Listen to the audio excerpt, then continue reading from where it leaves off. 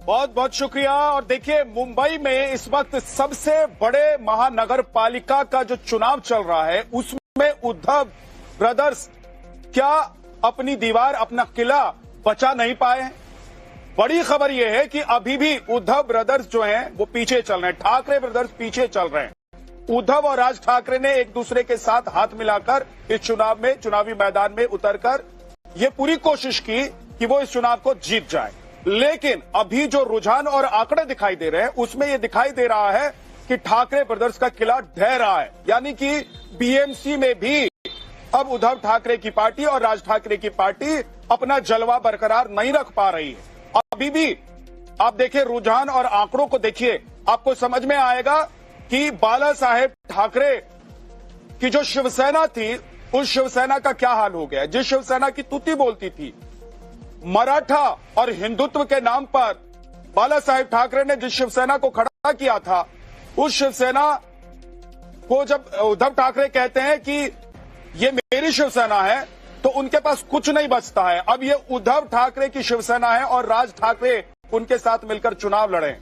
लेकिन इस चुनाव में हश्र हो गया है क्या, वो आपके सामने है, ये रुझान और आंकड़े बता रहे हैं। हमारे साथ हमारे सहयोगी राकेश जुड़े हुए हैं मुंबई से, जो लगातार इस पर नजर बनाए हुए हैं। राकेश, क्या बाला साहेब ठाकरे की शिवसेना, जिसे उद्धव ठाकरे ने कहा कि ये मेरी शिवसेना है और बाद में उनकी शिवसेना उद्धव की शिवसेना हो गई, उसे लोगों ने नकार दिया है। मराठियों ने अब कह दिया है कि भाई आप बाला साहेब वाली शिवसेना तो आपकी रही नहीं, इसलिए अब हम आपको नहीं पसंद कर रहे हैं। आप वो वाले हिंदुत्व की लाइन लेकर नहीं चल रहे जो बाला साहेब लेकर चल रहे थे, इसलिए हमको आप नहीं पसंद। जनता ने बता दिया कि असली शिवसेना कौन सी है और वो किसके साथ है। बाला साहब का एक इंटरव्यू आज भी याद आता है, I am a mad mad Hindu. वो बोलने वाला अगर कोई मिले यहाँ पे, तो उनके अलावा भाटा में तो कोई दिखता नहीं है मुझे। ठाकरे ने जो सॉफ्ट हिंदुत्व अपनाया या बीजेपी जो मामू पॉलिटिक्स कह रही थी, क्या उसका खामियाजा उन्हें भुगतना पड़ा? नहीं, सॉफ्ट हिंदुत्व भी नहीं है, हिंदुत्व ही नहीं है, तो कोई प्रश्न उत्पन्न नहीं होता है। अब लेकिन उन्हें दोनों भाइयों का साथ में आने का भी कहीं कोई फायदा नहीं मिला, क्योंकि मराठी की बात करते थे, लेकिन जितने जो गैर मराठी थे, जो जितने मुस्लिम वोट बैंक थे, क्या वो भी छटक गए? मैं भी मराठी हूँ, पर उन्होंने मेरे लिए कुछ किया ऐसा नजर नहीं आ रहा है। जो किया है वो बीजेपी ने किया है और करती रही। विकास एक सबसे बड़ा मुद्दा रहा है, क्या खासतौर से अच्छी साफ पानी मिले, अच्छी सड़क मिले, ये भी मुद्दा था। जी हाँ, इस समय जो पिछले सरकार ने किया हुआ था, इस बार जो इम्प्लीमेंट होएगा। इस वक्त एक बड़ी खबर आ रही है, आपके पास लौट कर आऊंगा। बड़ी खबर आ रही है, बीएमसी चुनाव को लेकर महाराष्ट्र की 26 नगर निगम की सीटों पर बीजेपी आगे चल रही है। महाराष्ट्र, सिर्फ मुंबई नहीं, महाराष्ट्र की 26 नगर निगम की सीटों पर बीजेपी आगे चल रही है। और ये दबदबा बीजेपी का एक बार फिर से विधानसभा चुनाव के बाद अब जब निकाय के चुनाव हो रहे हैं, निगम के चुनाव हो रहे हैं, तो 26 सीटों पर बीजेपी आगे चल रही है। इसका मतलब समझिए कि बीजेपी की डबल इंजन की सरकार, बीजेपी की नीति, बीजेपी की रणनीति और बीजेपी का विकास का जो एजेंडा है वो काम करता हुआ नजर आ रहा है। और महाराष्ट्र के लोग अब ये समझ गए हैं कि यहां अगर कोई इमोशनल कार्ड चलेगा, कोई हिंदू मुसलमान करेगा, कोई मराठी और बाहरी करेगा, तो उसको एक्सेप्ट नहीं करना है। एक्सेप्ट करना है विकास को, एक्सेप्ट करना है डबल इंजन की सरकार को। और इसीलिए ये नतीजे, आज आप सोच रहे होंगे कि निकाय चुनाव के नतीजे इतने अहम क्यों हैं। महाराष्ट्र में निकाय चुनाव के नतीजे हो रहे हैं, लेकिन देश को इसको क्यों देखना चाहिए? देश को इसको इसलिए देखना चाहिए कि महाराष्ट्र में और मुंबई में देश भर के लोग रहते हैं, चाहे वो पुणे हो, चाहे वो मुंबई हो।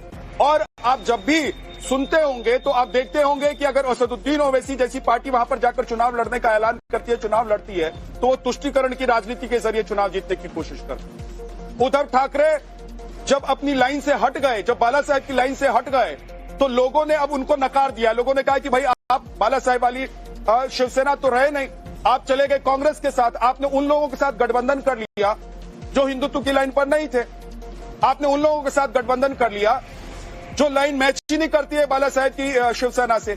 इसीलिए आज आप देख रहे हैं कि 26 सीटें, महाराष्ट्र की 26 सीटों पर बीजेपी गठबंधन और बीजेपी आगे चल रही है। यानी कि बीजेपी ने एक बार फिर से निकाय के चुनाव में ये दिखा दिया है कि उद्धव ठाकरे की शिवसेना, जिसे शिवसेना यूबीटी कहा जाता है, और साथ ही साथ राज ठाकरे जब उनके साथ मिल जाते हैं तो भी मुंबई की तस्वीर को वो बदल नहीं पाते हैं, अपने किले को बचा नहीं पाते हैं। अपनी दीवार को वो नहीं बचा पाते, दीवार ढह गई है उनकी। ये बड़ी खबर है आज की, और ये देश को इसलिए ये खबर देखनी चाहिए, और ये देश के लिए इसलिए जरूरी है क्योंकि मुंबई और महाराष्ट्र से देश भर के लोग जुड़े हुए हैं और उनको पता है कि वहां पर एक वक्त में बाला साहेब ठाकरे की तूती बोलती थी। उसके बाद कहा यह गया कि बाला साहेब के बाद क्या राज ठाकरे उनकी गद्दी को संभालेंगे, लेकिन उद्धव ठाकरे आते हैं और उद्धव ठाकरे पार्टी को संभालते हैं। बाद में अपनी पार्टी की टूट को वो बचा नहीं पाते हैं। शिंदे शिवसेना अलग हो जाती है और उद्धव की शिवसेना अलग हो जाती है, और उसके बाद अब जब चुनाव हुए हैं तो आप देखिए नतीजे क्या बता रहे हैं। ये तस्वीर है जो महाराष्ट्र की, ये बहुत कुछ कह रही है और इन तस्वीरों के जरिए बहुत कुछ समझ में आ रहा है। उद्धव और ठाकरे का हाथ मिलाना भी काम नहीं आता है। तो अब आप सोच लीजिए कि लोगों ने, जनता ने, जो ये हमेशा मानकर चलती थी कि शिवसेना का मतलब है हिंदुत्व, जो ये मानकर चलती थी कि शिवसेना का मतलब है मराठा, अब उन लोगों ने कहा है कि भाई अब आप से नहीं हो पाएगा, आप नहीं कर पा रहे हैं। बाला साहेब की बातों को जब आप ध्यान में नहीं रखते हैं, बाला साहेब की विचारधारा को जब आप लोग लेकर नहीं चल रहे हैं, तो आप क्या कर पाएंगे। और यही वजह है कि बीएमसी के इस चुनाव में हम तस्वीरें देख रहे हैं। उद्धव और राज ठाकरे का हाथ मिलाना भी काम नहीं आया है और हिंदुत्व से दूरी का खामियाजा क्या उद्धव और राज ठाकरे को मिल रहा है। राज ठाकरे की गलती तो मैं ये भी कहूंगा कि ये हो गई कि उन्होंने उद्धव ठाकरे से हाथ मिला लिया, और इसीलिए इस वक्त जो तस्वीर दिखाई दे रही है टेलीविजन स्क्रीन पर आपको, ये तस्वीर पूरी तरीके से बदली हुई नजर आ रही। आज इसी पर बात करेंगे, ब्रह्मास्त्र में इसी पर डिबेट भी करेंगे। हमारे साथ राजीव पांडे जी जुड़ गए हैं। राजीव पांडे जी, ये जो नतीजे हम देख रहे हैं, ये क्या बयां कर रहे हैं? ये जो रुझान आ रहा है, ये क्या बयां कर रहे हैं? ये जो रुझान है और जो नतीजे आपको दिख रहा है, ये जो सरकार, जो डबल इंजन की सरकार जो काम कर रही है, उसका परिणाम है। ये मुंबई में बार बार हम लोग हर डिबेट में बताते थे कि जिस प्रकार से देवेंद्र जी के नेतृत्व में काम हो रहा है महाराष्ट्र में, और नरेंद्र जी के नेतृत्व में, नरेंद्र मोदी जी के नेतृत्व में देश में काम हो रहा है, वो जनता के आंखों से छिपी नहीं है। इसलिए हर बार लोग स्मोक स्क्रीन करने की कोशिश कर रहे थे। अपोजिशन वाले विषय को उलझाते थे, कभी वो ले आते थे। ये बार बार मराठी मानुष की बात करते हैं। अरे पूरे महाराष्ट्र की मराठी मानुष ने भारतीय जनता पार्टी को प्रतिसाद किया है, और मुंबई में भी किया है। ये मैं आपको बताना चाहता हूँ, ठाणे में किया है, पुणे शहर में किया है। तो देखिए, ये जो आप विषय को घुमाने के लिए आपके पास कुछ एजेंडा तो है नहीं भाई। उद्धव जी के नेतृत्व में चल रहा था 2017 से लेकर 22 तक। उनके पास एजेंडा तो है ना।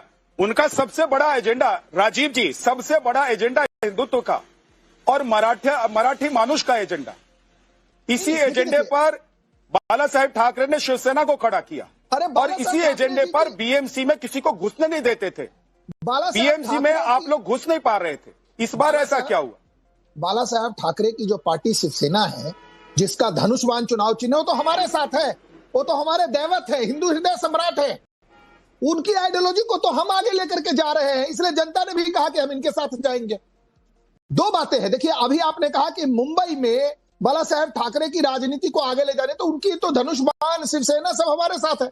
हम चुनाव लड़ रहे हैं उस पार्टी के साथ। ये तो कोई नई पार्टी है जहां आप इनकी आइडियोलॉजी अगर देखेंगे, इन्होंने लोकसभा में क्या किया, इन्होंने विधानसभा में क्या किया, ये किनके साथ बैठे, ये औरंगजेब के समर्थन करने वालों के साथ बैठते हैं।